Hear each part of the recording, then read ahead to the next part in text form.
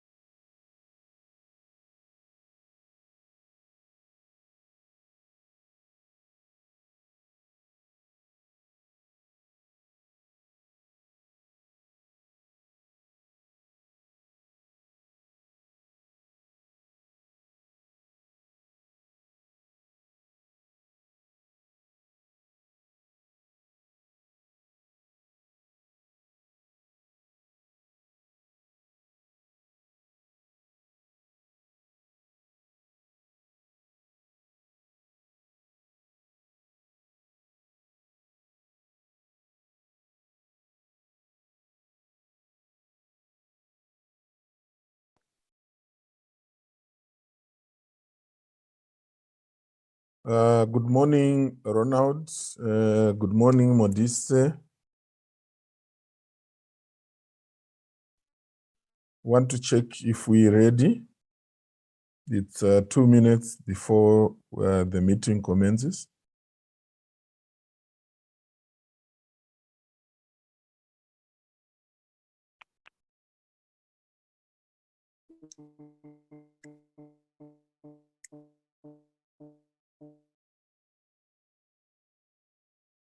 Can you hear me?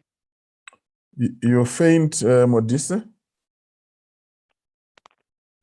trying on a new checker check here to try and sort out. Better now? Sorry. Much better. I see.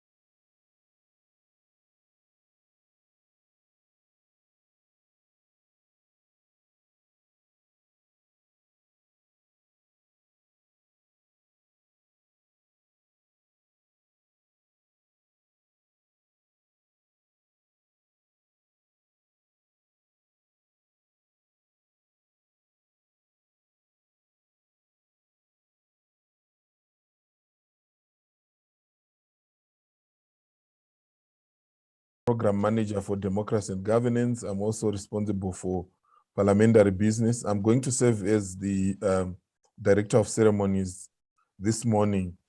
Maybe to start off, let me make some housekeeping announcements.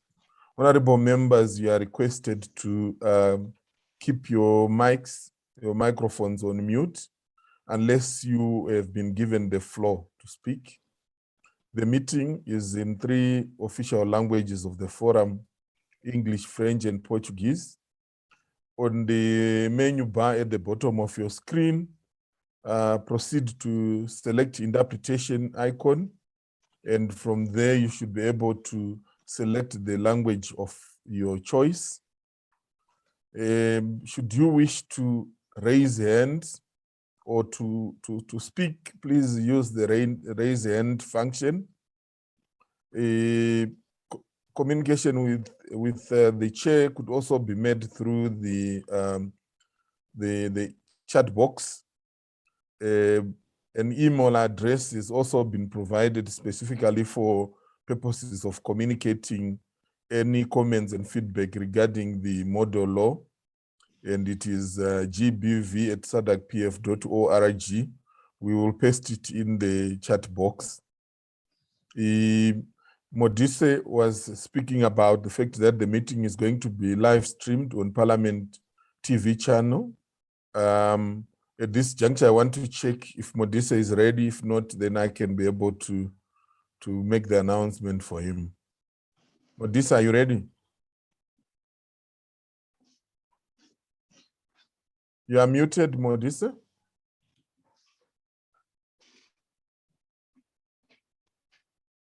You are still muted.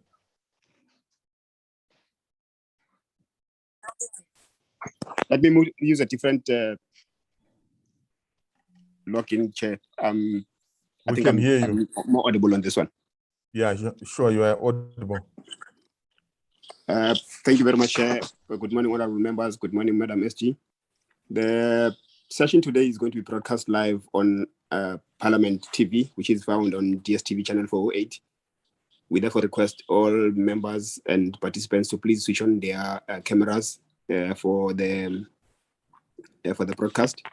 We also request honorable members to please ensure that in their framing, they are framed properly. Their head and shoulders and are appearing properly on screen, so that the name tag on the screen is going to appear just around about here. So if you have your face too close to the mic, to the video, it might end up having your name on your face. So please position the camera properly so that when you take the microphone to speak, your name does not appear on top of your head or just on your mouth or your chin. We need to have a little bit of space on your shoulder so that the name can appear right about here. Thank you very much. And also we will request the members to please, at some point, the chair will request you to switch on, all the participants on the platform to switch on their camera, the video so that we can be able to take a group picture, as we are going to be publishing photos of these sessions on a newsletter that is going to be focusing on the gender-based violence model law. That's it from my side, Chair. Thank you very much. Thank you very much, Modise. And let me confirm once again with ICT that interpretation is ready in all the languages.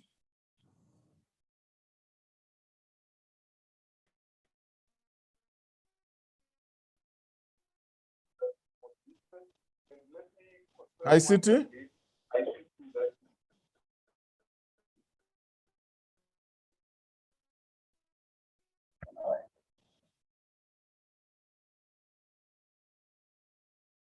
Portuguese interpretation, are we ready? Yes, Portuguese interpretation is in progress. Thank you. Thank you. And French? Ready. Thank you very much.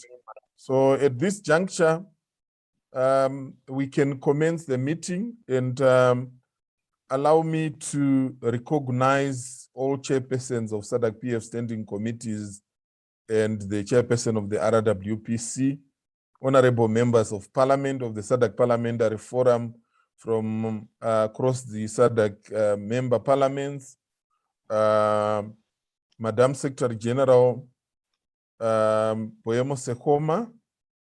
Allow me to also recognize the legal drafter for the GBV model law, Madam Eva Jala, members of the media, staff from national parliaments, distinguished participants. We welcome you to this meeting, which is a very important meeting to review the SADC model law on gender-based violence, which SADC PF has been developing. And we have had numerous consultations with various stakeholders for the information of the honorable members.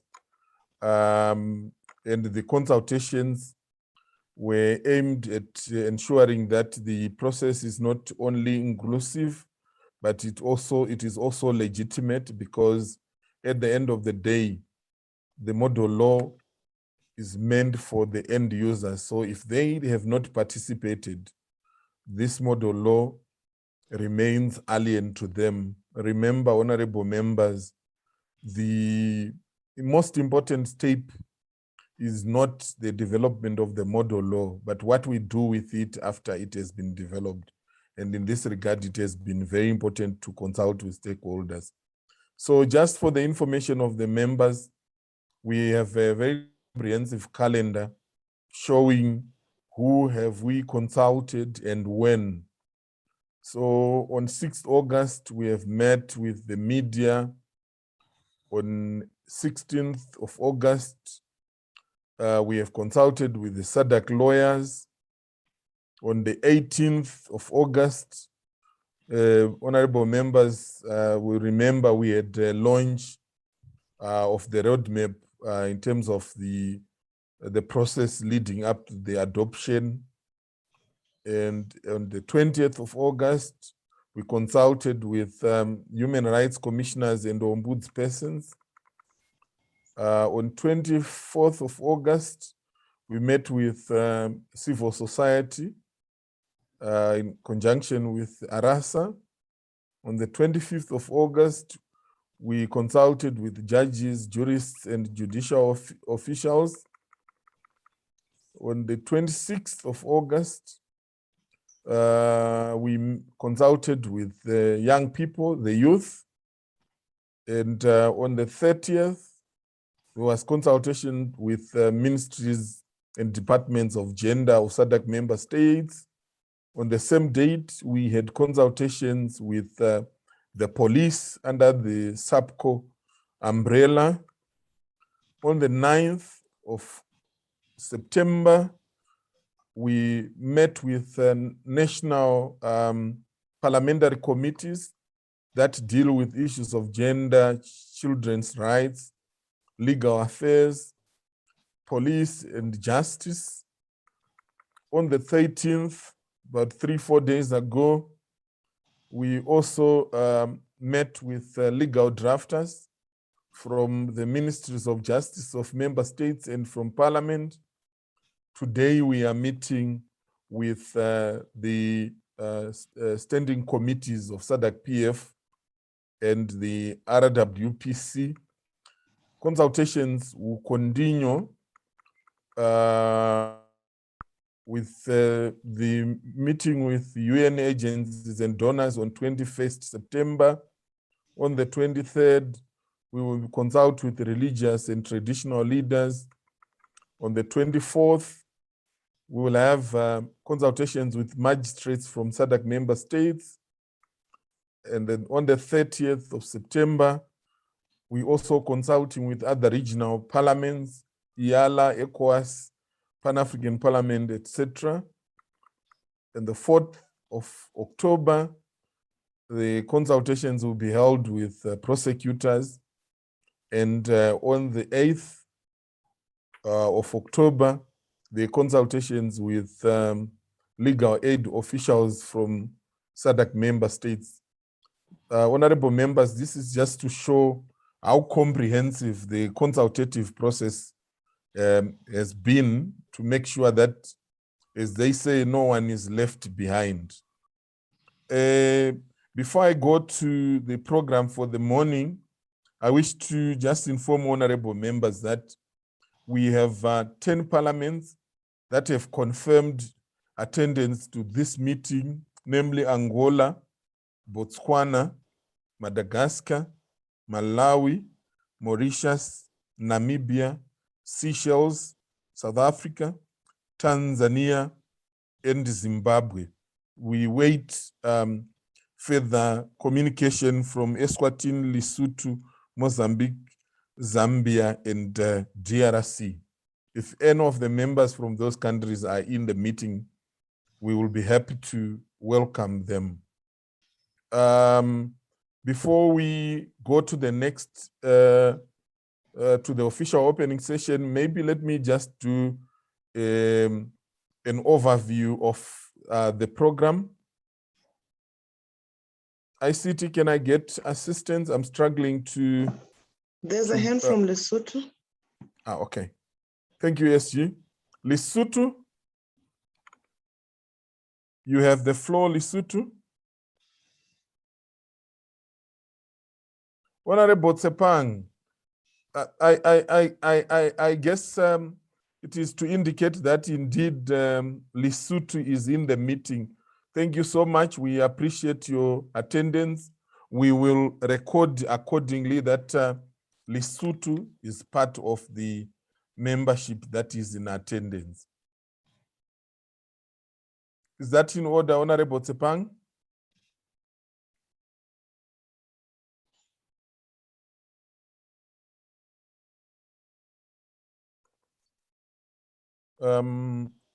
Okay, we shall proceed ICT, I need assistance. I'm struggling to pick my copy of the program.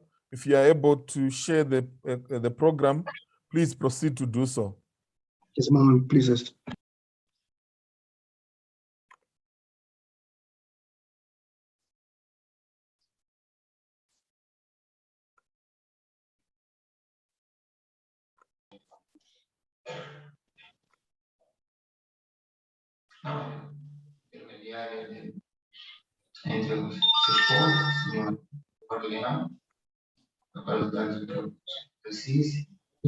ICT, I'll be able to share. There's some feedback that's coming through. Could we have mics muted, please?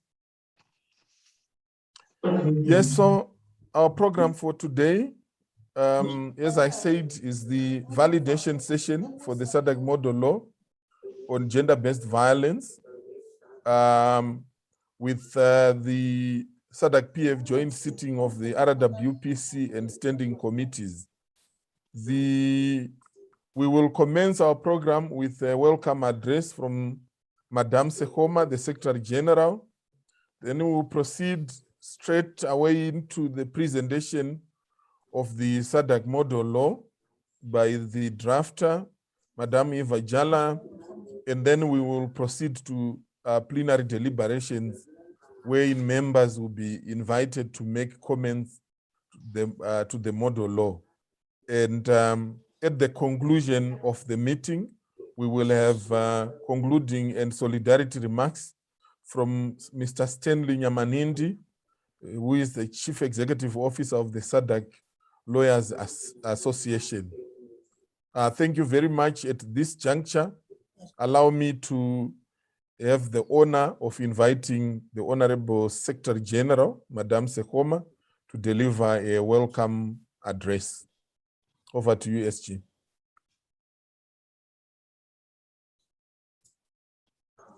Good morning. Thank you, Director of Ceremonies. Bonjour, bon dia. Honorable members and distinguished participants, welcome. Allow me, honorable members, to recognize the protocol that has been established. Let me start off by chairpersons of all the standing committees and the RWPC, which constitute the leadership of the forum. And also let me recognize Mr. Stanley Nyamahindi, the Chief Executive Officer of the SADC Lawyers Association. Allow me to also recognize Ms. Eva Jala, our distinguished draftsperson, who also delivered on the model law on child marriages. Allow me to recognize members of the media if they are present in this particular meeting.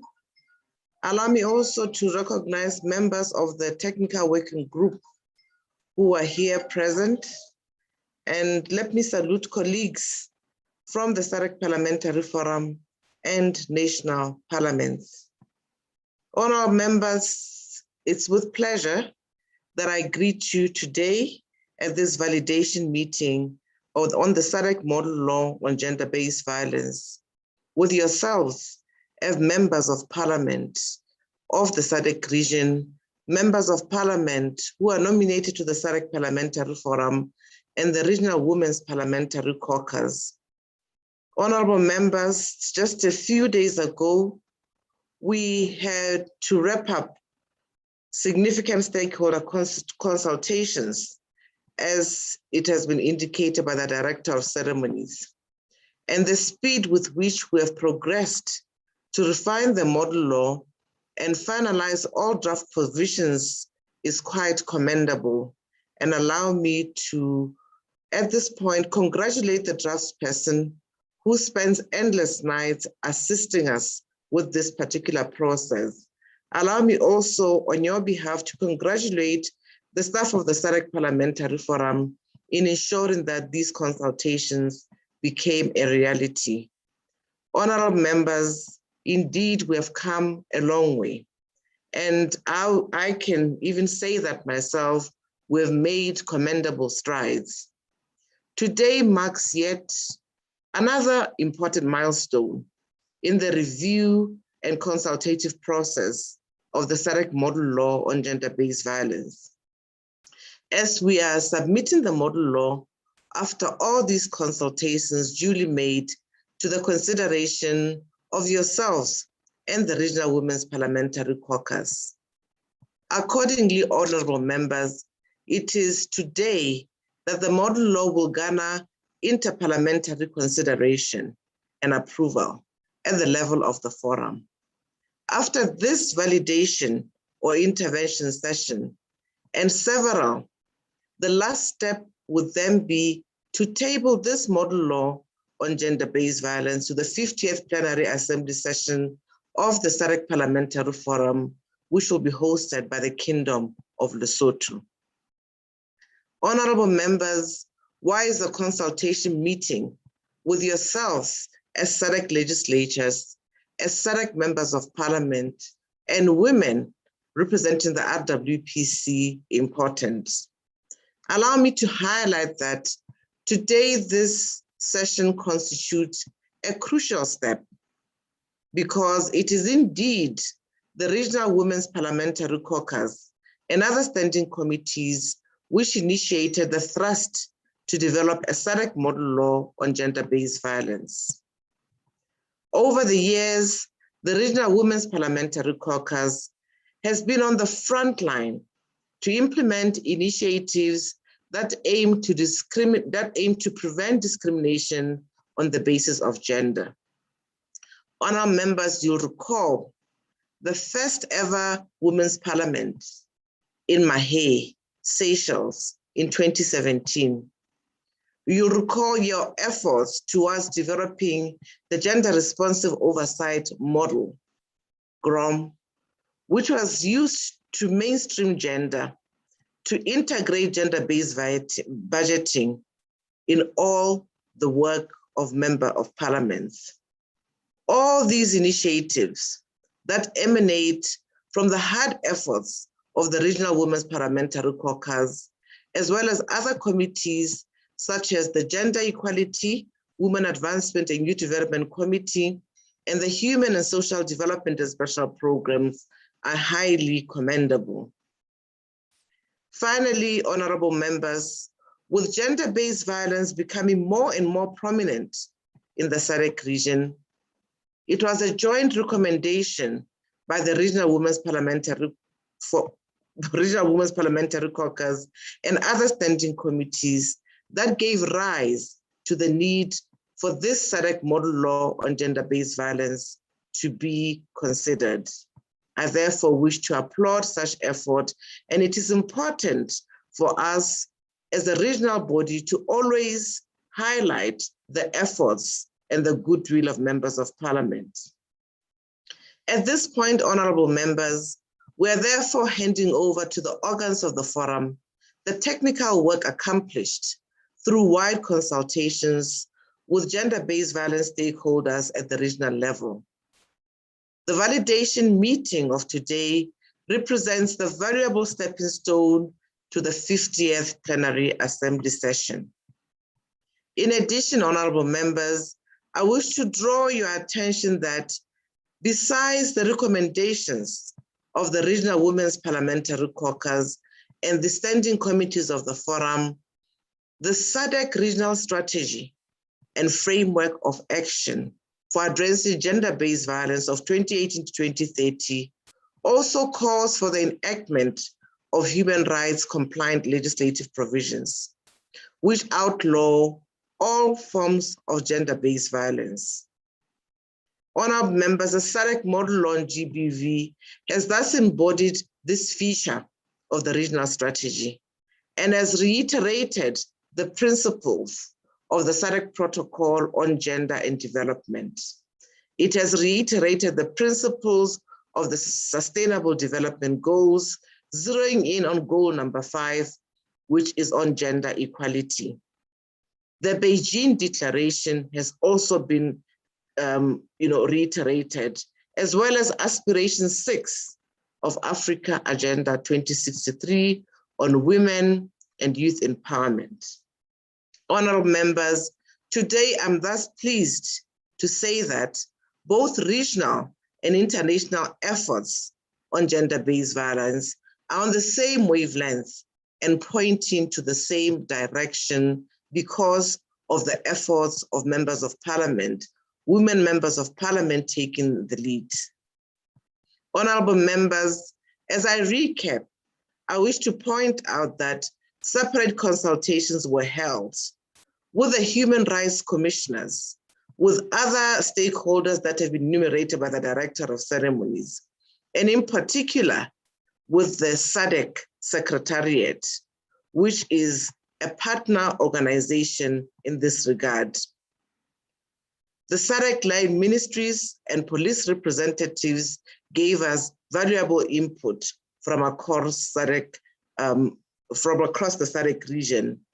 You will note the breadth and depth of the GBV consultations will be reflected where appropriate in the relevant legal provisions which have been worked out to mirror best international practices and to equally befit the SADC context. Our able legal drafter is taking the effort to ensure that this is an organic model law for the SADC region, which will represent the aspirations of the people of SADC and beyond. In this regard, honorable members, I wish to seize this opportunity to thank the relevant regional bodies from the civil society organizations that have made this wide consultation possible. I've also mentioned the involvement of the SADC Secretariat as a partner organization within the SADC family. This is something that we should take pride in and appreciate the fact that this is indeed a consultative process that involves the citizens of SADC. We will be engaging, as you've heard earlier, with other bodies to ensure that this consultation is robust enough and is taking on board as many stakeholders as possible. Honorable members and distinguished participants, most of you will be aware that the SADC Model Law on GBV is not the first model law of the SADC Parliamentary Forum. Indeed, the standing committees of the SADC Parliamentary Forum were part of the process leading to the SADC Model Law on HIV, the SADC Model Law on eradicating child marriages and protecting children already in marriage, and the Model Law on elections, which was developed in 2018. These model laws constitute a regional SADC Bill of Rights, and the Forum is now adding to and consolidating its Bill of Rights with the SADC Model Law on Gender-Based Violence, which will be followed by the SADC Model Law on Public Financial Management and the SADC Model Law on the Digital Economy. This SADC Model Law that we are meeting and convening on being the pinnacle of the gender-based violence-related initiatives in SADC, in Africa, and internationally. I wish to emphasize that all the model laws adopted so far are based on similar principles of human rights and democratization, and that the model laws speak to each other.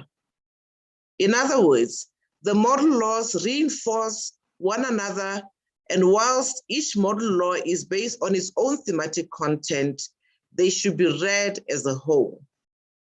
The SADC Model Law on GBV is thus being brought forward against the backdrop of other model laws which have already proved their efficacy in domestication and incorporation at the national level. Honorable members, the SADC Model Law on GBV is thus intended to tighten domestic legal provisions with respect to protection of human rights to health, human rights to physical integrity, and the human right to life, all of which form part of the objective of the forum to preserve a culture of respect for human rights in accordance with the strategic plan of 2019 to 2023. Honorable members, since gender-based violence is germane to infringements of a number of human rights, the SADC model law on GBV is thus sealing the cracks and pitfalls with respect to the deficiencies that affect both genders and expose them to GBV across the SADC region. Honorable members, I now wish to end by saying a few words on the way forward. After the adoption of the SADC model law on GBV, the forum will not stop here. Indeed, the adoption of the model law should be pictured as the beginning of a new process rather than end in itself. The forum will continue to monitor the model law through the Regional Parliamentary Model Law Oversight Committee, of which all chairpersons of standing committees of the forum are members. Honorable members, the RWPC and other standing committees will be critical in assisting the forum to monitor and domesticate this model law at national level. While information on the domestication continues to be gathered by the relevant standing committees in collaboration with national parliaments, the progress on monitoring will be conducted at high level by the Oversight Committee. I am pleased to share that a scorecard has already been developed for the model law, and other scorecards will be developed, including for the model law on GBV. The provisions of the model law, together with the momentum of the Oversight Committee, are bound to make a difference in domestication endeavors in the years to come. All along, the impetus for domestication must be maintained by parliaments. And this validation meeting of today thus foreshadows the beginning of the domestication process. Honorable members and distinguished participants, with these few words, I wish to invite you to engage freely and frankly with the legal drafter and facilitator for this validation meeting. Today, the forum will be making history by validating the first GBV model law of its kind in the SADC region. As regional legislatures, you will be making history by approving a model law that can influence the lives of over 250 million inhabitants. May the SADC region continue to prosper under your parliamentary leadership. On this cheerful note, I wish you all a pleasant session and wish to congratulate you for your presence in today's meeting and look forward to your collaboration. I thank you, honorable members. Thank you very much, Madam SG, for those very inspiring words. I take note of the recognition of the frontline role being played by the RWPC and committees of SADC PF in pushing the frontiers of removing the barriers to gender equality within the SADC region. Also take note of the fact that the model law is anchored within regional and international commitments. The Secretary General made mention of the regional strategies, the SADC protocol on gender and development, the SDGs, the Agenda 2063, the Beijing protocol, the as part of the regional and international commitments to which we must respond, and the model law is responding to. I also took note with keen interest the observation by the Secretary General that the model laws SADC PF is making is building on the regional Bill of Rights within the SADC region, and in fact look at the different model laws that we have developed and are going to develop, points to incremental strengthening of the accountability framework, which ensures that the Bill of Rights, the regional Bill of Rights, is adhered to. As the Secretary General said, it's over to you, the organs of the forum, to take over this process and ensure that there is adoption, and the adoption is not the end, but the beginning of real work of domestication and implementation. Thank you so much, SG, for those words. At this juncture, allow me to also recognize the presence of the Vice President of the forum, Honorable Celestine. I see him, he is in the meeting. Good morning, sir.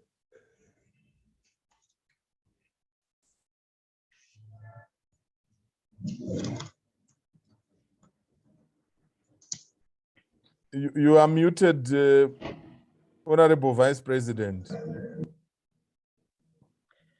Bonjour tout le monde, je suis très ravi de vous voir dans cette réunion. I'm glad to see you all in this meeting. Thank you. Thank you very much. We are honored to have your presence.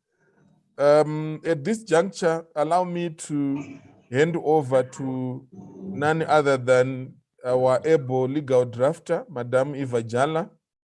Madam Jala, the members are all yours. Over to you. Thank you very much, Mr. Moderator. The Honorable Vice President of SADC PF, may I recognize your presence, and the chairpersons of RWPC's Secretary General. May I simply say all protocols observed. Allow me just to say a few words because this is a very important forum, as the SG has indicated. I wish to inform you that the work on the model, or the GBV model, was not a sole effort. I worked very, very closely with the SADC PF Secretariat, who did immense work together with the researchers that were actually engaged to help develop the content of this GBV model. I also worked closely with the UN organizations responsible for gender and the technical working group who were established for this purpose. They rendered a lot of support to me, and I'm most grateful for them.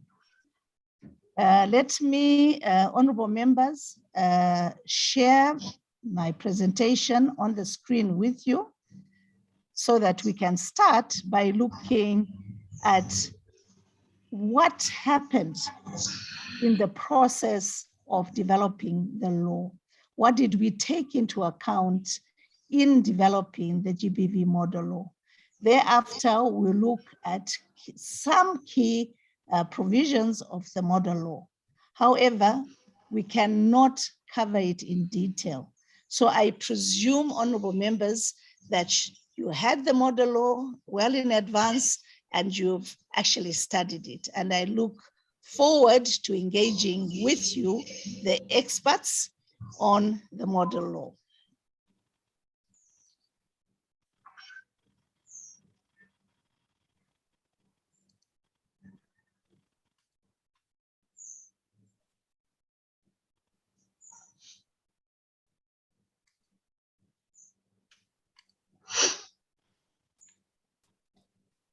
I hope you can all see my screen. Moderator, is my screen visible? It is visible, madam. Thank you very much. You're welcome. Let us first deal with the scope and style of the model law. The model law actually is a comprehensive exposition of the various concepts, facts, principles, and measures relating to GBV. It is drafted in a certain manner that will provoke discussions on it from various sectors of our societies. The presentation is done in such a manner as to emphasize certain aspects of the model law to specific sections of stakeholders who have a direct or indirect interest in the model law.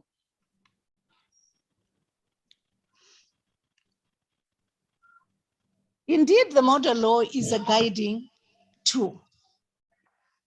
It will assist member states to enact profound and efficacious laws on GBV. As the SG pointed out, you were the initial framers of the basic content of the model law.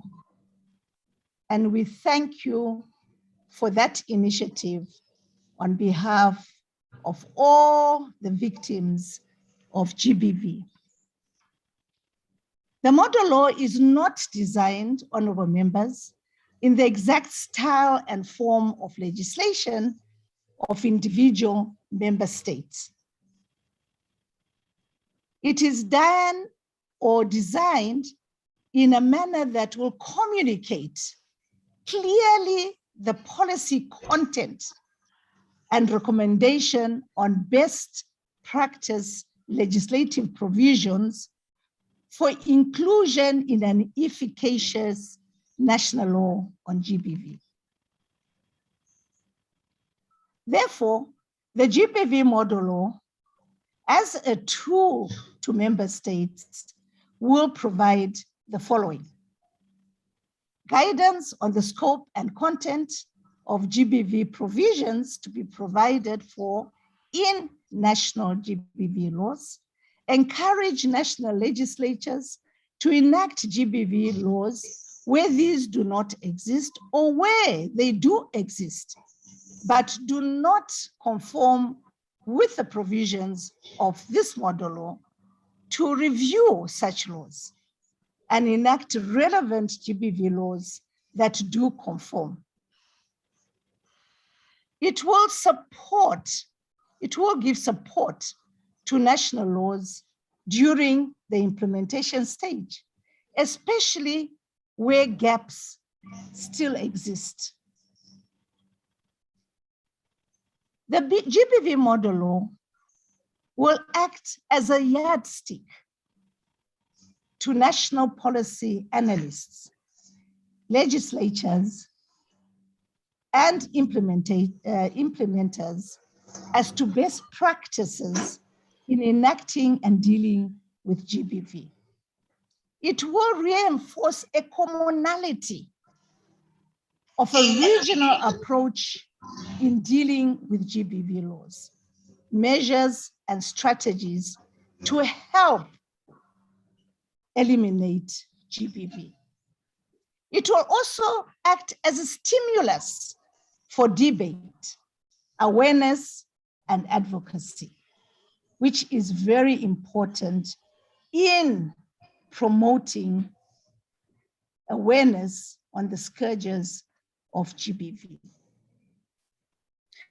So what was the rationale and objectives in coming up with this model law? As I said earlier, it is a governance tool to assist SMSs develop and enact national laws. But for emphasis, these national laws must meet SMSs' international, continental, and regional commitments relating to human rights, and more specifically against GBV. And I'm so glad the SG in her address has emphasized the human rights-based approach taken in the GBV model law. The underlying rationale is to protect victims and probable victims of GBV, punish perpetrators, and ensure that human rights are upheld in accordance with international, continental, and regional standards and requirements. As you are aware, Honorable Chairpersons, that GBV covers domestic violence, sexual harassment in the workplace, human trafficking, and sexual and emotional abuse, economic violence, and these are just to name a few. And we shall look at it in a little bit more depth when we come to the definition of what GBV is. When referring to GBV, we should acknowledge and take cognizance of the fact that it is not just about the act of violence, but also about education and prevention, as well as victim assistance. GBV not only has terrible effects on the victim, but impacts negatively on society at large with serious social and economic consequences. It is a national issue which requires drastic national interventions through the highest tool of governance, which, as you all know, is the law. There's no higher tool of governance than the law. Let us turn now to the definitions set by the UN and SADC as to what GBV is, or what the components of GBV are. The United Nations defines GBV as any act of gender-based violence that results in or is likely to result in physical, sexual, or psychological harm or suffering to women, including threats of such acts, coercion, or arbitrary deprivation of liberty, whether occurring in public or indeed in private life.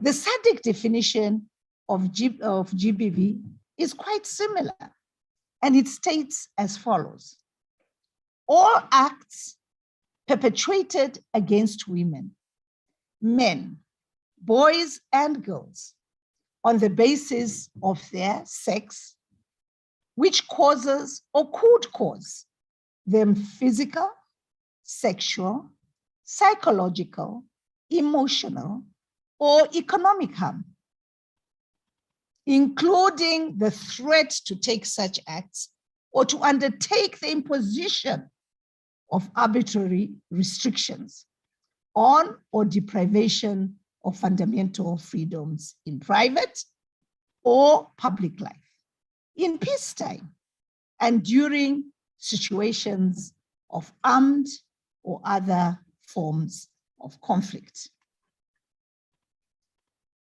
Honorable members, allow me to look at the inadequacy of national laws on GBV. Our researchers did a profound job on investigating and interrogating these inadequacies. Coupled with research I personally did as a drafter. Although the majority of SADC member states have laws in one form or the other dealing with some forms and components of GBV, these do not seem to be stemming or eradicating GBV. Why so? We found that most SMS's legislation have certain lacunas, loopholes. The provisions lack scope or content. They are very framework, very framework. Most of them are fragmented, inconsistent, conflict in allocation of mandates between institutions dealing with GBV, are ambiguous or generally vague as to meaning, privilege, entitlement, or right. That's the first finding. These laws, honorable members, also lack adequate access to justice provisions. And may I emphasize this one in particular. Most of the laws do not adequately enable or give capacity to the various players in the criminal justice and administrative systems, especially at the various stages in the justice criminal law system, in order to prevent or receive, investigate, attend, prosecute, and decide on GBV cases, and enforce decisions and protect victims of GBV. The linkages within that system are quite weak,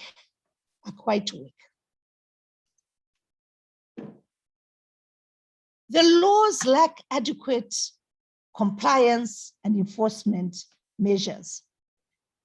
This fact alone makes the law inefficacious and not having the impact it was intended to have by the legislatures.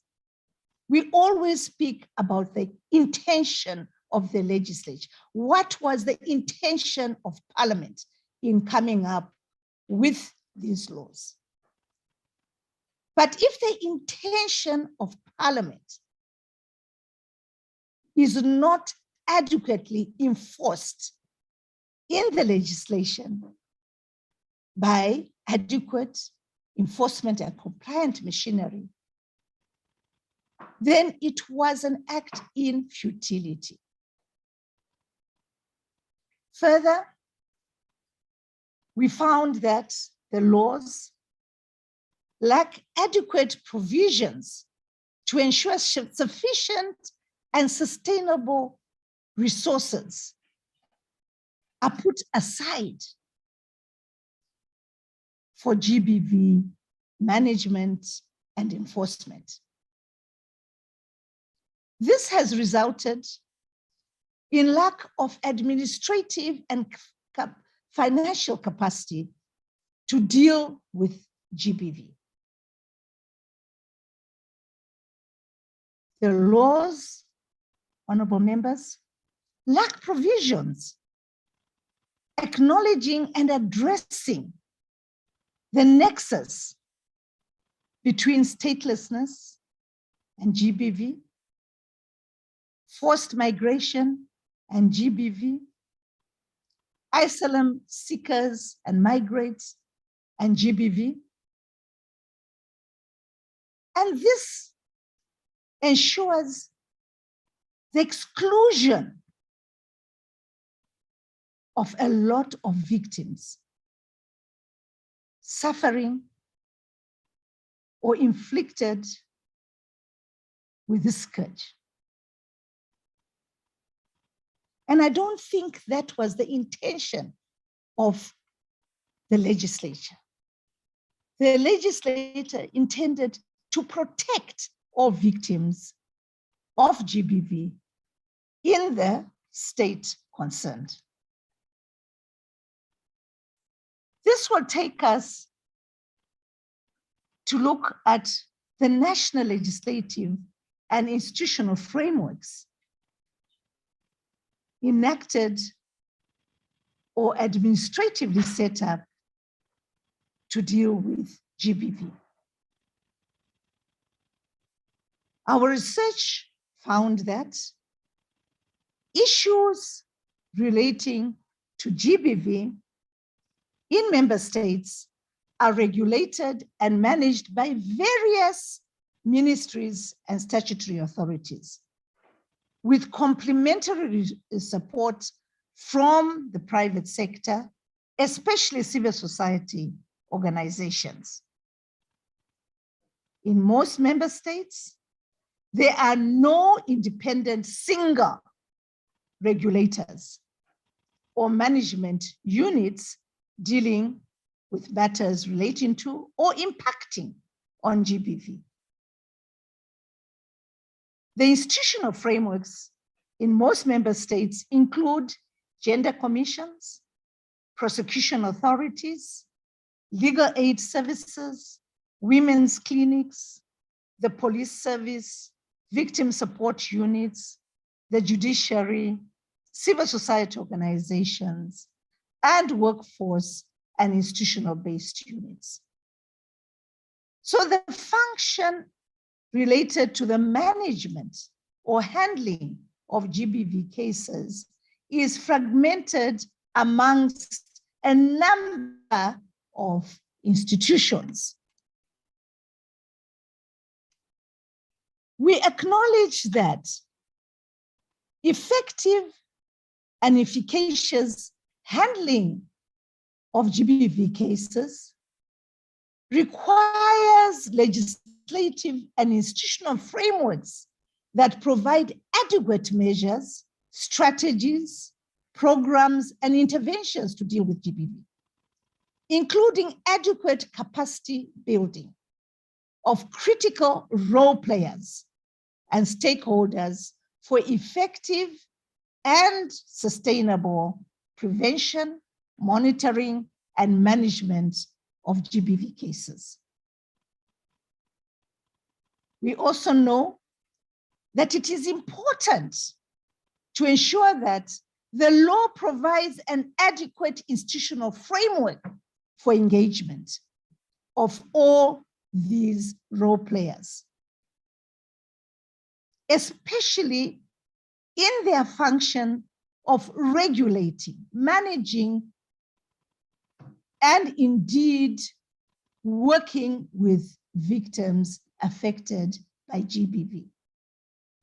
By providing for a clear system for coordination, communication, and collaboration among all the players when dealing with GBV cases, with clear lines of responsibilities. Our finding is that the communication, coordination, consultation, and collaboration efforts are very weak or poorly provided for in most GBV legislation. The regulatory and institutional framework must be clear and certain on issues such as the extent of regulatory and investigatory powers, the functions and duties of the key role players, the procedural requirements, provisions relating to access to justice, issues relating to coordination, communication, and collaboration, and indeed enforcement and compliance mechanisms, and management of infrastructure facilities, amongst others. This should be looked at as a coherent whole, using an all-government approach system. Once that is done, we'll find that GBV will be better managed. The victims of GBV and the private sector involved in providing advice, assistance, and protection to victims of GBV need assurance. They need assurance that regulatory state authorities have the necessary autonomy, power, and capacity to act fairly, transparently, and decisively when responding to GBV cases. I think this is absolutely important if we are going to have efficacious systems in place to deal with GBV. We all know there has been a paradigm shift in legislative systems worldwide in dealing with GBV, and for obvious reasons, as we shall see later. Some of the issues, some of the principles, the concepts, the systems dealing with GBV are very archaic and do not help the victim. Neither do they help the perpetrators of GBV reform, rehabilitate. So there is, and there has been, a paradigm shift in the way GBV legislation is now couched. So for our member states, we are urging that their national laws should aim at providing a four-pronged approach towards achieving a paradigm shift in their legislative systems on GBV as follows. Provide a human rights-based approach to GBV. Laws that address the root causes of GBV and which allow for inclusion and not exclusion by implication, by non-mention, by not being explicit of all marginalized groups, including refugees, asylum seekers, stateless persons, and persons without documentation, and migrants. We all know the problems people encounter when coming into a state and they don't have documents. They are treated so badly. They are so marginalized. They can't even receive treatment. Asylum seekers, stateless persons, and persons without documentation and migrants become an important or a core factor in GBV legislation. And member states should ensure that such approach is actually applied, implemented by all respondents, all administrators, all that are involved in handling and managing and prosecuting GBV cases, all service providers. Interface of all concepts, rules, and principles of access to justice should be embedded in the legislative systems to promote seamless connectivity for efficient handling, investigating, preventing, prosecuting, protecting, and enforcing all GBV cases. Member states should introduce innovative methods to deal effectively with GBV in these times of COVID. Everyone is living in closed spaces. This can create a lot of problems in households, at places of work, and so forth. Legislation should ensure adequate information and financial resources are provided for intervention, prevention, protection, enforcement, regulation of GBV matters. And that measures put in place will actually work. They'll be practicable and they will be maintained and be sustainable. Sometimes in Africa, we tend to start something, it goes well in the beginning, and then everybody tends to forget. And it's business as usual. We want our legislative systems to bring in measures and protections that will be sustainable into the future and will still be enforceable 50, 60, 100 years from now.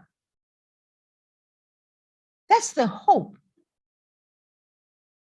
of most of us in society, especially the women and children who are the most vulnerable in such cases. Let me, honorable members, say something on the constitutions of member states and the issue of human rights, which has already been tackled very well by the SG. We were cognizant throughout the process of coming up with this model law of the constitutions of member states.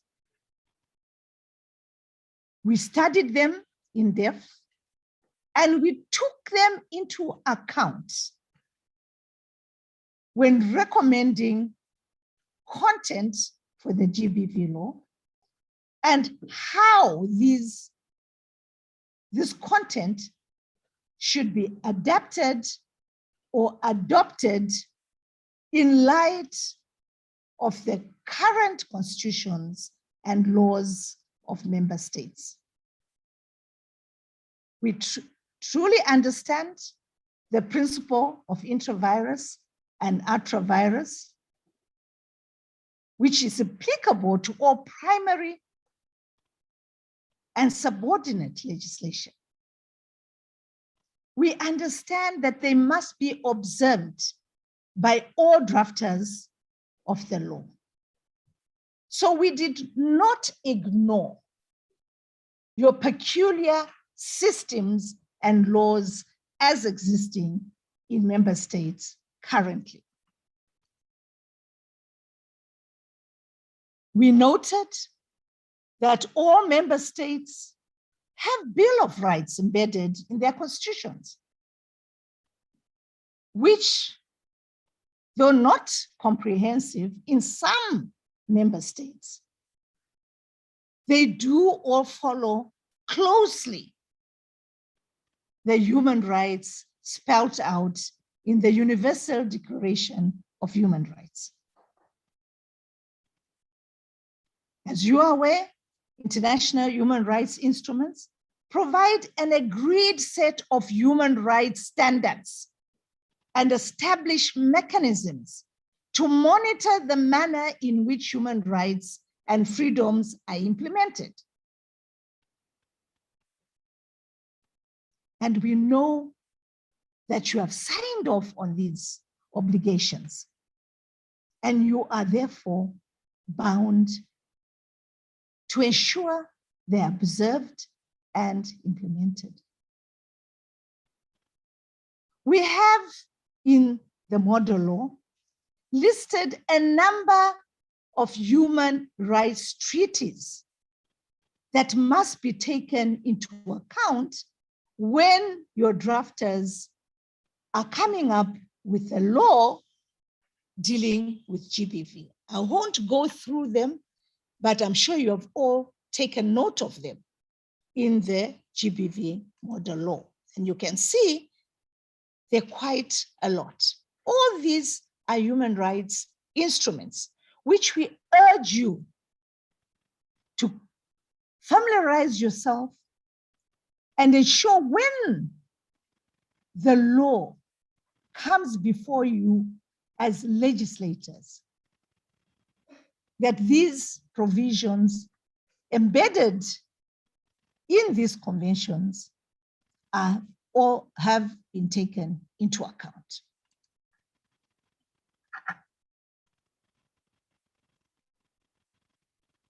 We are not claiming that the lists or indeed other instruments that we have taken into account in coming up with the GBV law are exhaustive.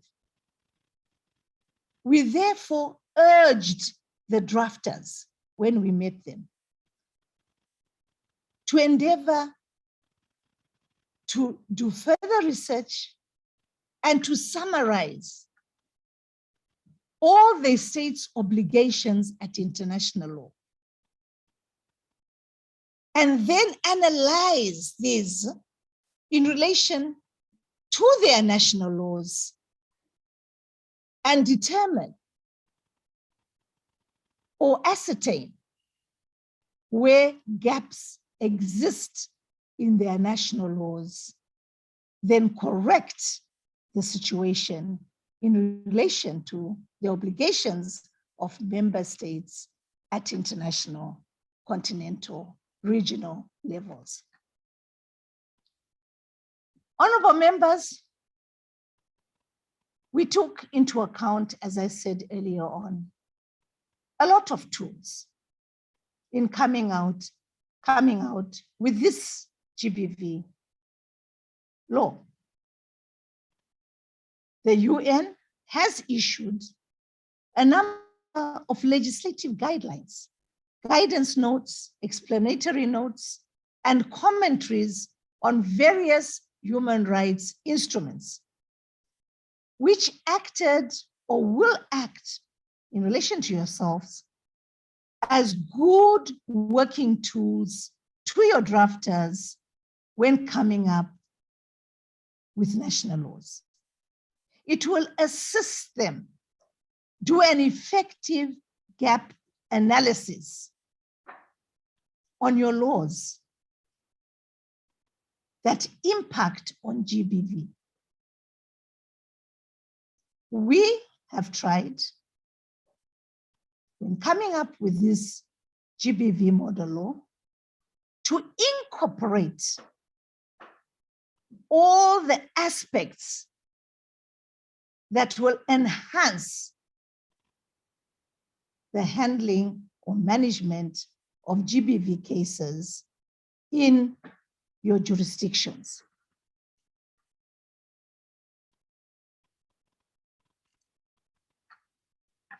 We went further, honorable members, to review the current criminal laws on GBV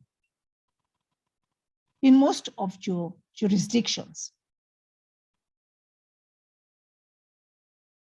And we found that even where member states have already criminal laws on GBV on their statute book, these may need to be generally reviewed to ascertain conformity with the GBV model law, and indeed international and regional requirements and standards relating to GBV signed off by member states.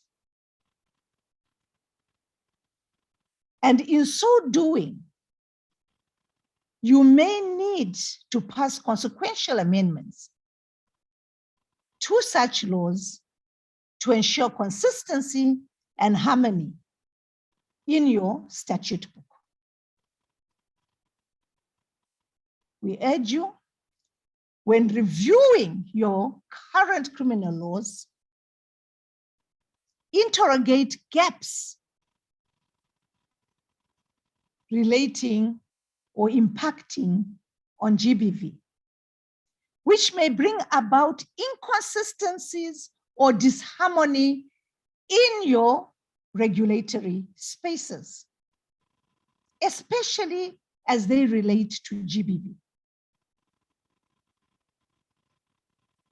And ascertain the impact on the manner GBV is perceived, prevented, handled, investigated, prosecuted, decided on, and enforced.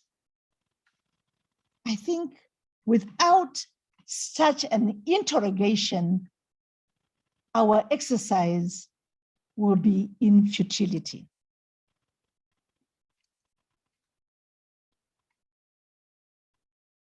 Further, honorable members, your drafters, and indeed yourself as parliamentarians, may wish to refer to regional and international guidelines and recommended practices that provide for police and law enforcement duties and responsibilities.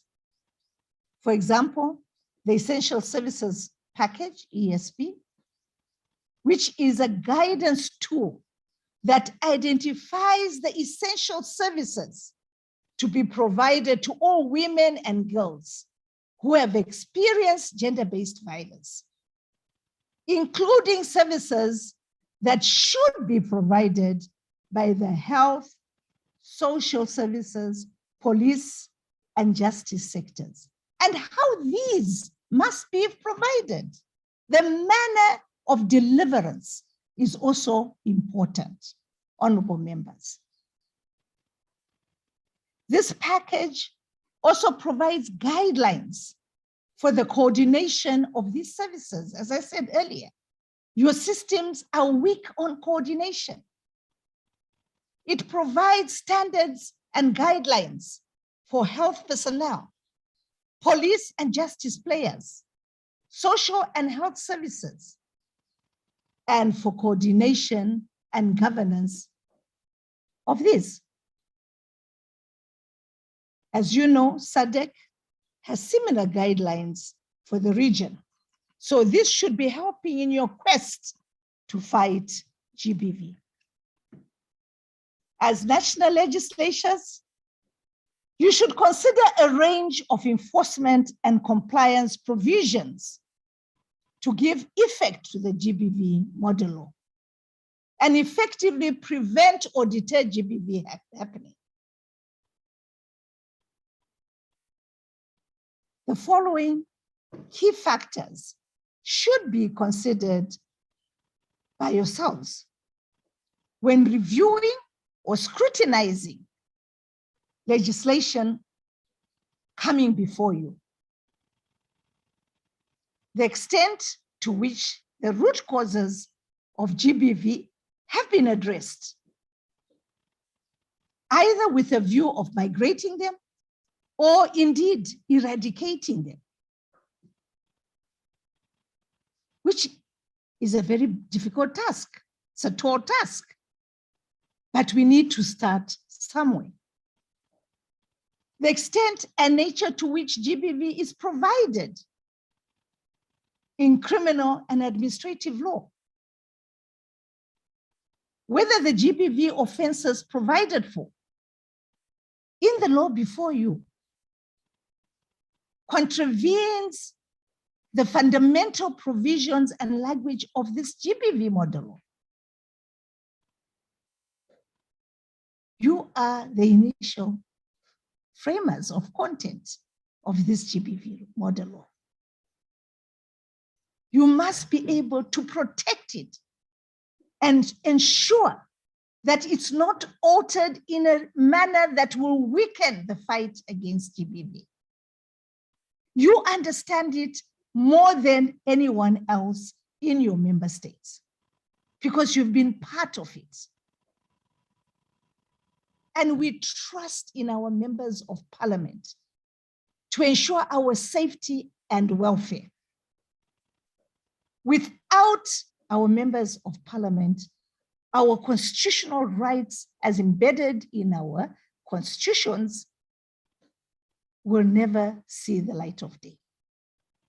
So we urge you to look seriously at any law coming through the legislature and scrutinize it. Please ensure that the offense of GBV as drafted into the model law is properly done.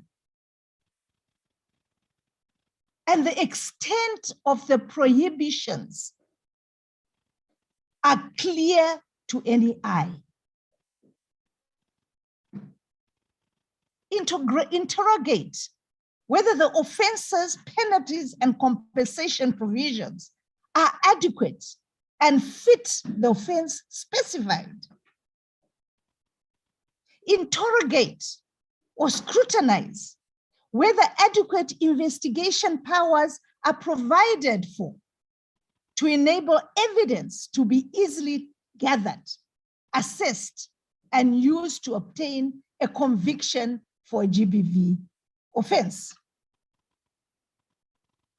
Ensure that the law provides procedural fairness and justice, and these are firmly embedded in the law. And ensure that there is commitment to address impunity and delays in the course of justice, especially when you are looking at the provisions relating to service providers, to the police. How are they assessing, investigating, or handling GBV cases? Do they try to delay the whole process, or indeed act with impunity in even giving a fair hearing to a victim? These are important issues, honorable members. And if the law does not provide for this, then again, the fight against GBV will not be efficacious. An inefficacious legislative framework on GBV may result in increase in GBV cases, lack of access to justice, and continued inequities and inequalities in society, thereby having a negative impact on socioeconomic development and continued non-observance and contravention of an individual's fundamental human rights and freedoms. And I don't think that is the intention of the legislature.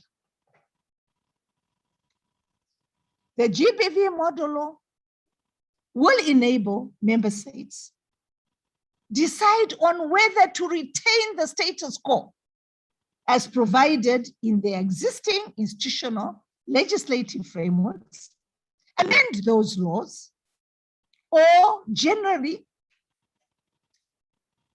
deal with gender equality and equity,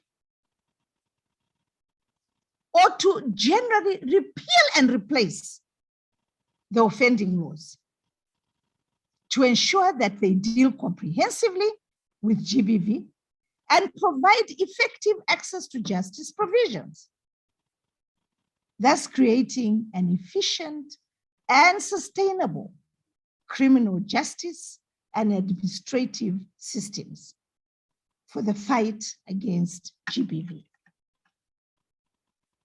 Let me turn now to the mundane issue of regulations under national laws on GBV. honorable members. The GBV model law gives member states a general guide to the content of a law on GBV, as I earlier emphasized, which will ensure efficacious legislative content, while taking into account regional specificities. We understand it can't be all the same. There's a way of doing things in each member state, and we acknowledge that and take cognizance of that fact. However, it is imperative that member states must, after enactment of their laws on GBV, which may or may not be comprehensive as to measures, interventions, administrative support systems, procedures, and processes, enable the various authorities to exercise legislative authority in the making of subsidiary legislation to operationalize the GBV law, as these can be effective implementation tools to fight GBV. So you note that the GBV model law endeavors to deal with both substantive and subsidiary matters in order to guide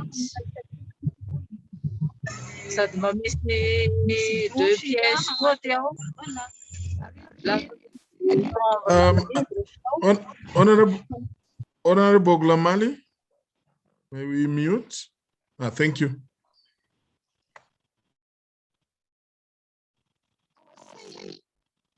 that the law endeavors to deal with both substantive and subsidiary matters in order to guide member states.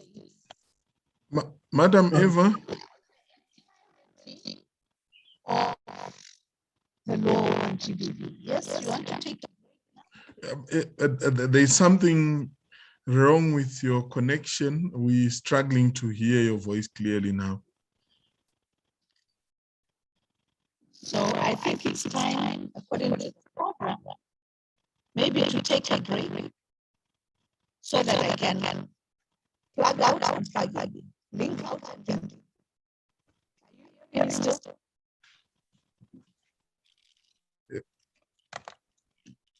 Yeah, but we can hardly hear you. ICT, can you assist? We'll have to have a log out and log in again. Okay. Please communicate to her. We'll do so. Apologies, honorable members. We will get the drafter to log out and log in again so that we can hear clearly.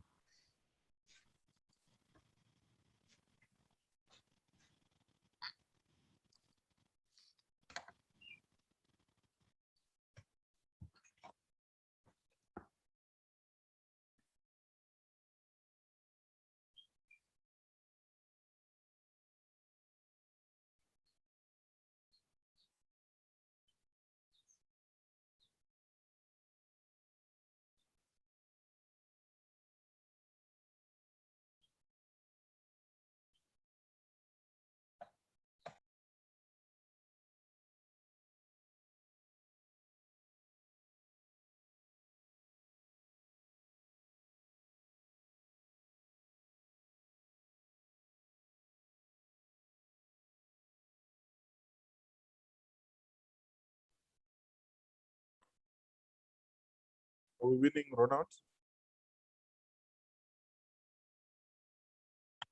She's not back yet.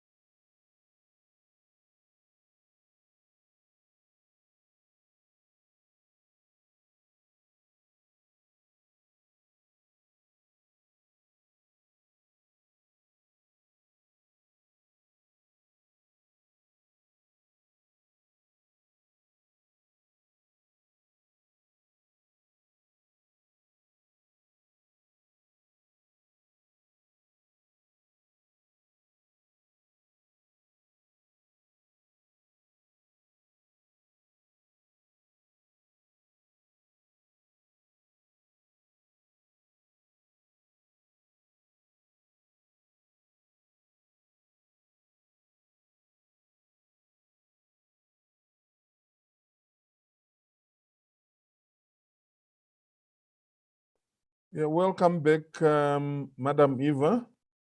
Can you hear me now? Clearly, thank you so much. Okay, let me share my screen again. Sure.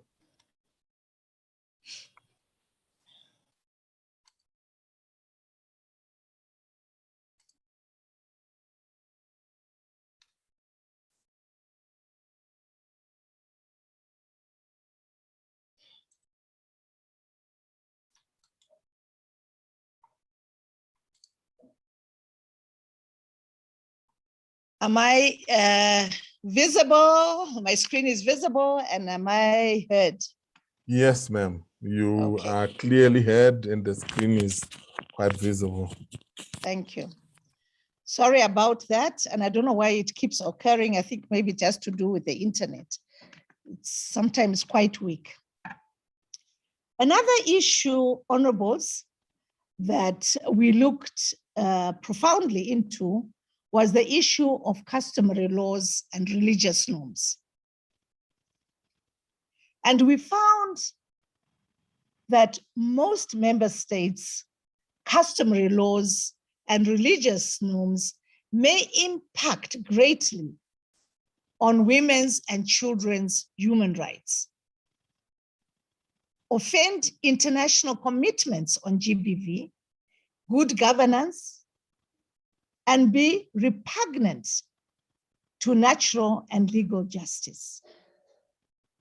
We also found that customary laws are recognized as a source of law in most member states,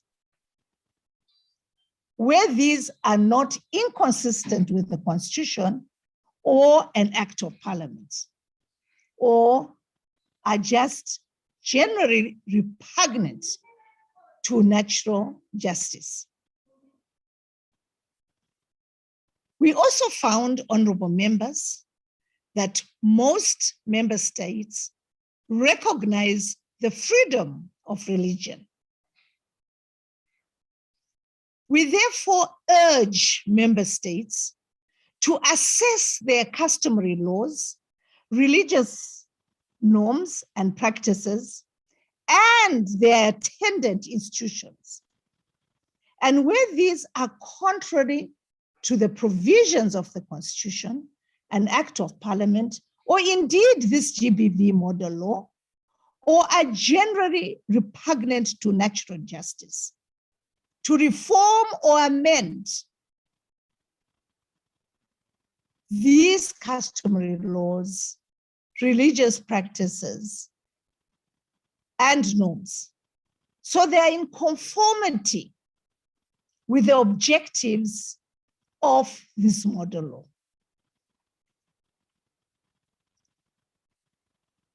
Another issue, honorable members, which is of utmost importance, is the issue of domestication. We all know that the Vienna Convention on the Law of Treaties of 1969 obligates member states to abide by their international commitments.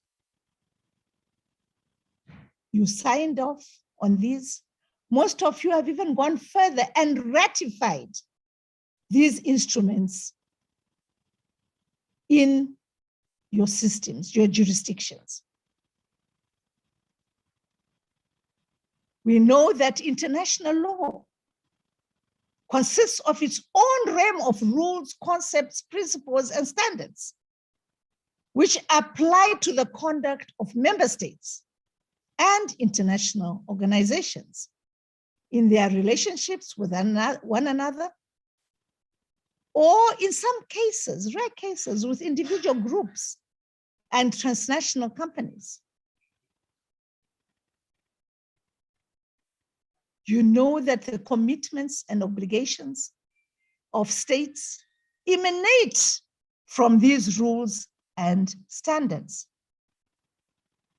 which must be taken into account when enacting GBV laws. That is, in the process of domesticating your international commitments and obligations. We've tried as much as possible in this GBV model law to guide member states on the issue of domestication of the various regional and international instruments on GBV, in accordance with the commitments you yourselves have done at regional and international levels. So the model law urges member states to embark on legislative reforms for purposes of giving effect to these obligations and commitments.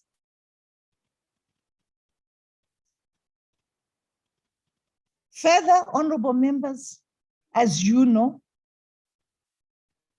as members of SADC PF,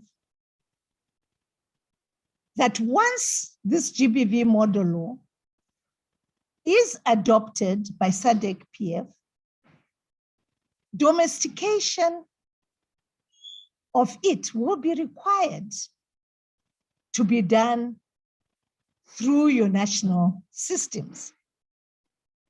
Obviously, domestication will depend on and evolve according to the requirements and complexities of your own constitutional dispensations, which vary from state to state.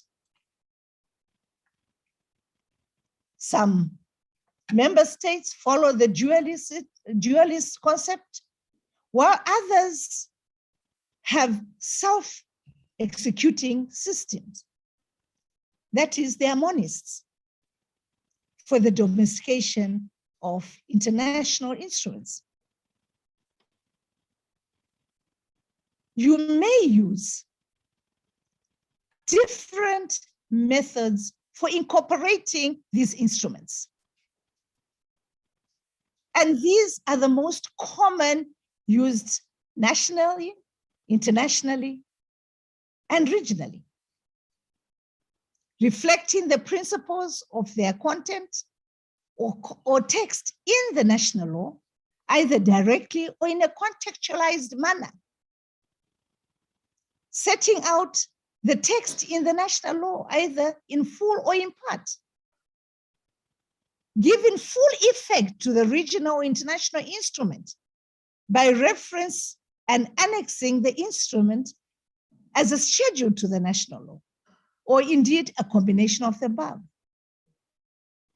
So when the law comes before you, you need to watch out to see whether this has been done and the manner in which it has been done, whether the method used will be effective in the fight against GBV.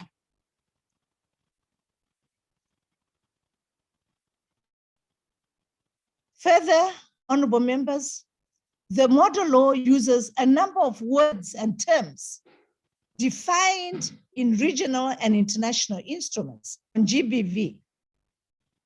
And where these are used, these are defined as provided in the regional or international instruments, with some modification to achieve simplicity and ease of understanding. Otherwise, we have taken the regional or international definition.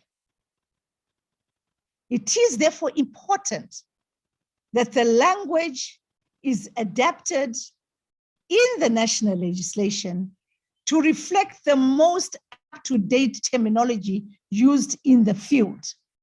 And this is important, honorable members, if we are going to have a commonality of approach in the fight against GBV, if the understanding of the provisions of the GBV model law will be such as will make clear your domestication of your obligation at international level. We have tried in the GBV model law to ensure that the decisions on GBV are directly taken by the appropriate authority, competent authority, judicial institutions, or quasi-judicial body, which have been defined for effective and efficient decision-making. No delays. Where discretion has been given, this is to be exercised proportionately or comparably in relation to the nature of the decision being made. These authorities must act in a manner which affords procedural fairness to victims of GBV, be and appear to be free from bias. Unfortunately, in most of our countries, there's a lot of bias in dealing with GBV cases, stemming as well from the bias that can explicitly be seen when dealing with gender issues. So we try to eradicate bias as a starting point. Survivors and victims of GBV must be given a fair opportunity to provide any relevant information before a decision is arrived at, and that the decision must be explained in a way the victim of GBV can easily understand, regardless of their background, nationality, or lack thereof. So we feel this is very important in the fight against GBV. So what was the focus, or what is the focus of the GBV model law? The focus of the GBV model law seems to be more on violence against women and girls. And note my words, seems to be. The GBV model law also has a gender-based approach, despite that focus, as it applies and is of relevance to violence against men and boys. So it's not selective, it just seems to be. So the model law and its content should be read broadly, very broadly, to apply to all forms and components of GBV, to the extent of the UN and SADC definitions, to apply to all victims and perpetrators of GBV, be it non-gender binary people, heterosexuals, lesbians, bisexuals, homosexuals, transgenders, or people within same-sex relationships, or indeed sex workers. I know this is a sore point amongst many member states, but a way to deal with it must be found, whether it's through engagement with other member states, already progressively dealing with GBV in these groups. Most of you will say our constitution, our policy does not allow this. But then, how does it feel to exclude a number of your own nationals in the protection offered under your national legislations?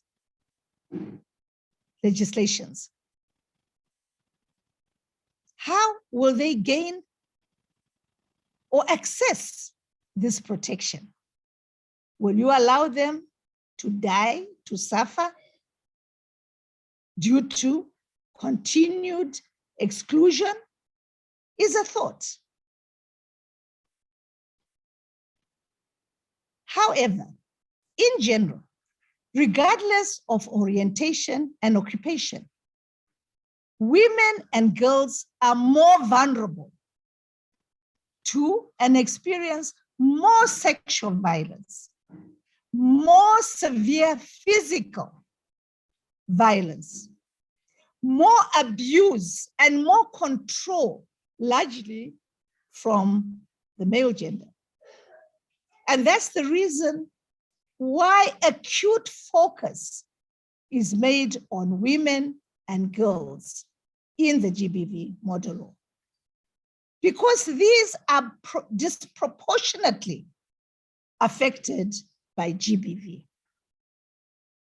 Further, the underlying logic of the subject areas of GBV under the GBV model law bear in mind the various categories of users of the GBV model law who will be responsible in member states for developing, drafting, approving, enacting, and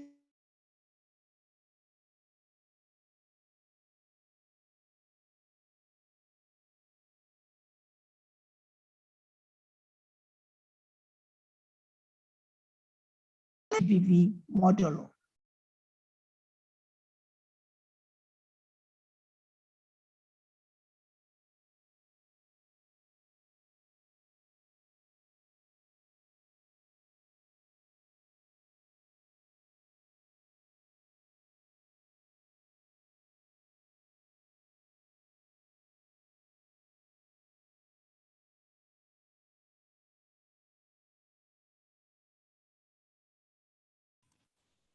It actually says the host has muted everyone, including myself. Oh, sorry. We can hear Yes. you now. Apologies. I don't know what Yeah. happened. Yeah, he had muted all of us, so we couldn't all hear each other. Host, you are in contempt. Please proceed, Madam. If So I have to share again. apologies.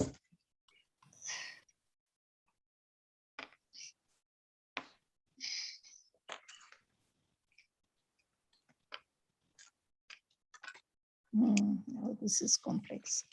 The whole thing has gone.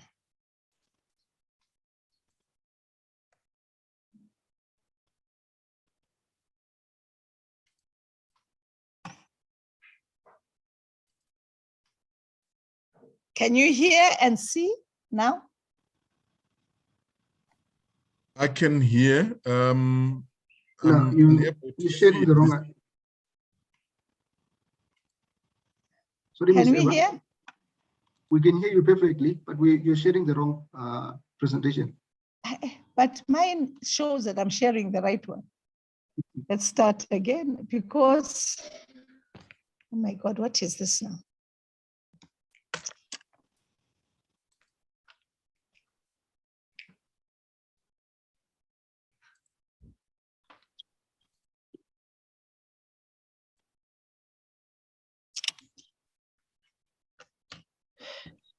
Yeah, that's the correct one. You got it now? We've got it now. Thank you.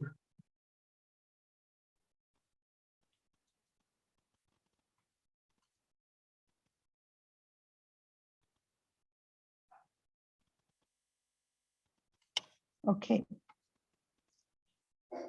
Honorable members, I'm very sorry about that. I think we've had a lot of little hiccups. I think it's related either to the connections which emanate again from connectivity with our internet providers. We truly apologize for that. Honorable members, you know that SADC PF has succinctly stated that the scope of a law on gender-based violence should be as follows.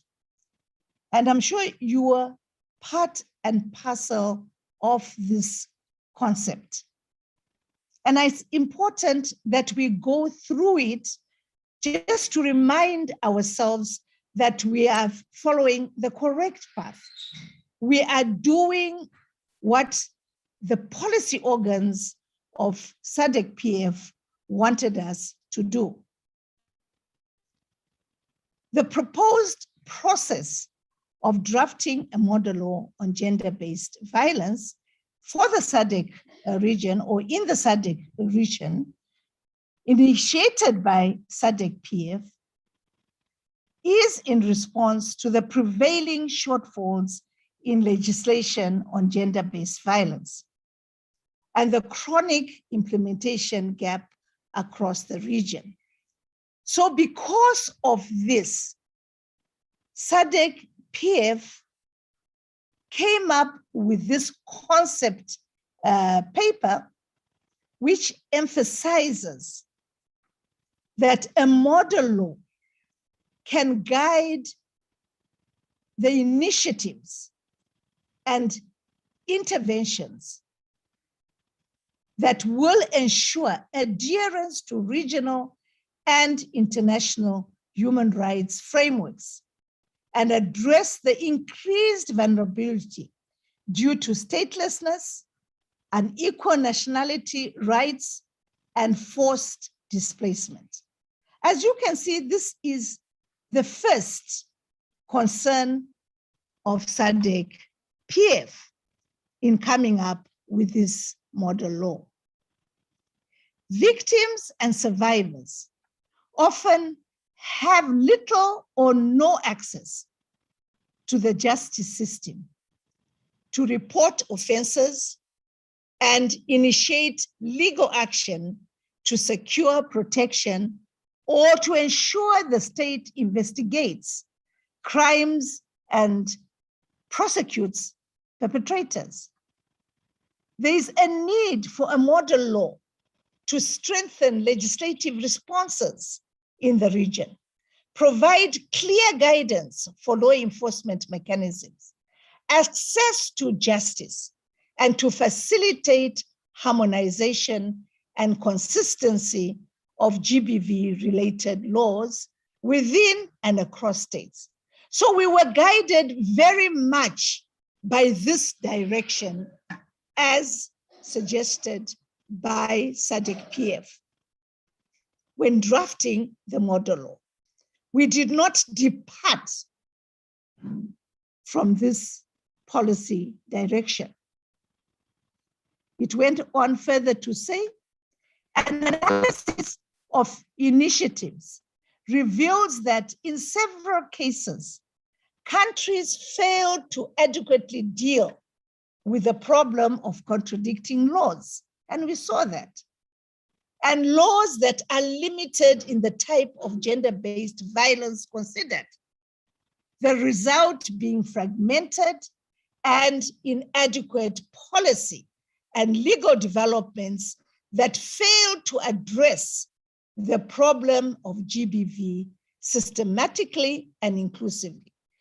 And I wish to confirm that the research undertaken by the consultants dealing with the research aspects of GBV, and indeed myself as a drafter, we can confirm that this is the state of affairs in most of our countries.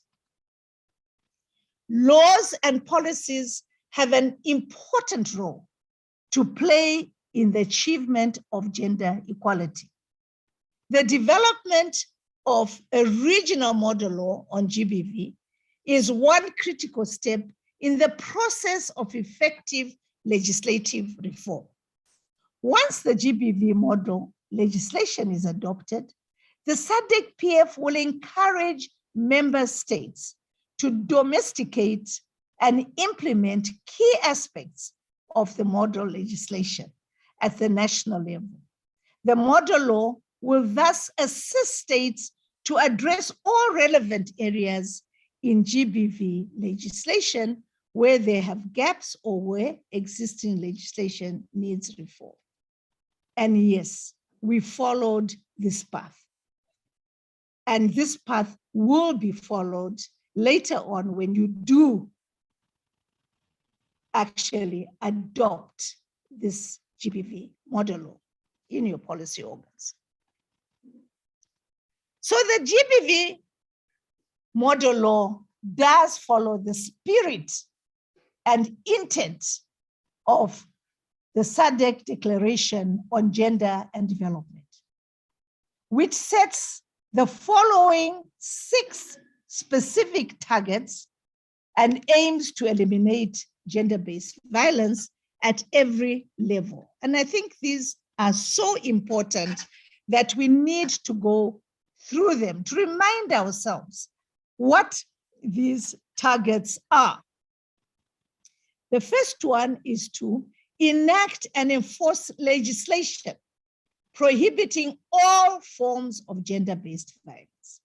Ensure that the laws on gender-based violence provide for the comprehensive testing, treatment, and care of survivors of sexual assault. Review and reform SMS's criminal laws and procedures applicable in cases of sexual offenses and gender-based violence. Enact and adopt specific legislative provisions to prevent human trafficking and provide holistic service to the victims with the aim of reintegrating them into society. Enact legislative provisions and adopt and implement policies, strategies, and programs which define and prohibit sexual harassment in all spheres and provide deterrent sanctions for perpetrators of sexual harassment, and adopt integrated approaches, including institutional cross-sector structures with the aim of reducing current levels of gender-based violence by, and then it goes on to say when. So we have actually stayed on course, and we've made it easier for member states to be able to carry out or fulfill these objectives as stated by themselves, by the provisions we've provided in the model law. Further, honorable members, I wish to turn your attention to the CEDAW General Recommendation number 35, which was adopted on 14th July 2017 by the Committee on the Elimination of Discrimination Against Women, the CEDAW Committee, which elaborates on the gender-based nature of gender-based violence. Building on the work of the committee and other international human rights mechanisms, as well as developments at national, regional, and international levels.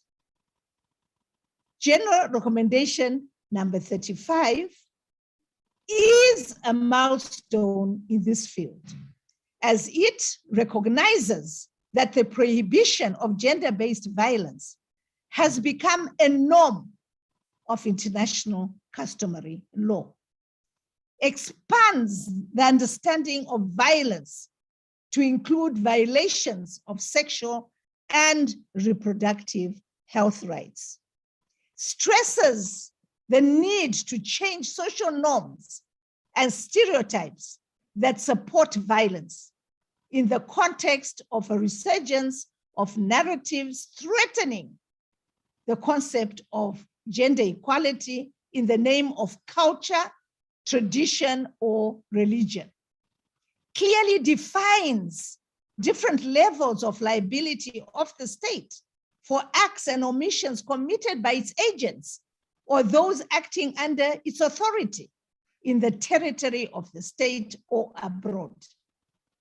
and for failing to act with due diligence to prevent violence at the hands of private individuals and companies, protect women and girls from it, and ensure access to remedies for survivors. And you see, honorable members, that in the model law, we have provided for extraterritorial application of national legislation when it comes to GBV.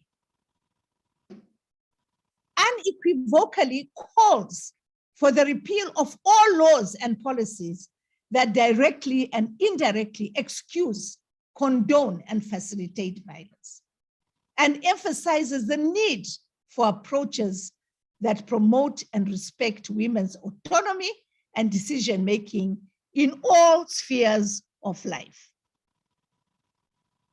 Honorable members, it's therefore important that General Recommendation number 35 be used as a tool for accelerating the implementation of regional and international member states' obligations to eliminate gender-based violence against women, especially by incorporating the above recommendations into national policies dealing with gender-based violence. Indeed, the model law does so. In brief, the creation of a robust, inclusive, and uniform legislative framework relating to GBV is the key path to addressing GBV in SADC member states. The GBV model law gives guidance to national legislatures on how to give effect to national policies, enact national laws, and hold national executives accountable in the implementation of strategic plans that aim at addressing GBV. Honorable members, the GBV model law endeavors to address GBV using a human rights-based approach with underpinning principles which are visible in the objectives, rationale, and principles of the GBV model law. And I think that's important to note. There are also considerations that must be taken and must be embedded in any GBV model law. And these relate to COVID-19. We cannot escape these, and we need to find innovative solutions and measures in investigating, assessing, prosecuting, and deciding on and implementing and managing GBV and attended cases in light of this new phenomena, which is still going to be with us for some time to come. So when you look at the GBV model, you find that in the preamble, we've effectively dealt with every instrument touching or impacting on GBV. They are all listed there, including the programs, the strategic plans, and action programs that are needed to fight GBV. I urge you, honorable members, to closely study the preamble and see the extent to which we have dealt with GBV. Honorable members, may I stop there so that we can have a preliminary discussion? I see according to the program, we were supposed to have the discussion at 11:20, but it's now 12 o'clock, and maybe this is because of the various interruptions that were there, so it took a good 20 minutes of our time. Mr. Moderator, before we go into the key issues, I think your program says there'll be preliminary discussions. Thank you very much, Madam Eva, for that detailed and eloquent presentation. If there is one thing that I can attest to, is that you give the GBV model law real life because of the passion with which you articulate the issues. And I'm sure honorable members will agree with me. At this juncture, let me open the floor and allow honorable members to make any preliminary comments, questions they may have.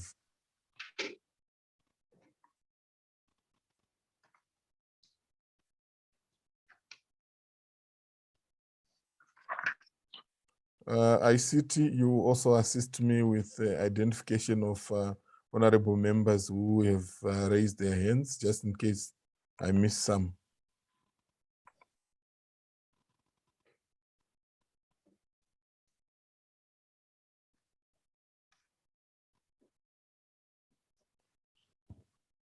Honorable members, the floor is open. It's over to you now.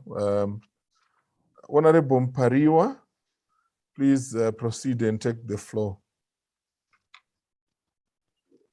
Thank you, Chair.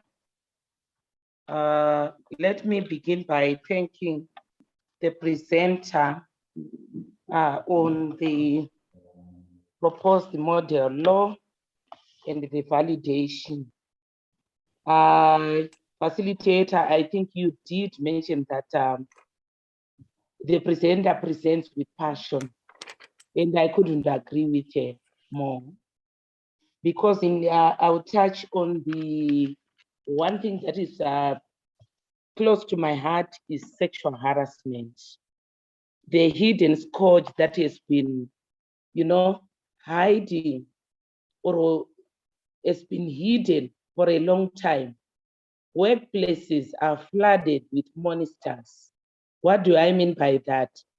I mean that when anyone is affected by sexual harassment, it causes a lot of pain, but one cannot join those people affected. I would want to believe that this model law will go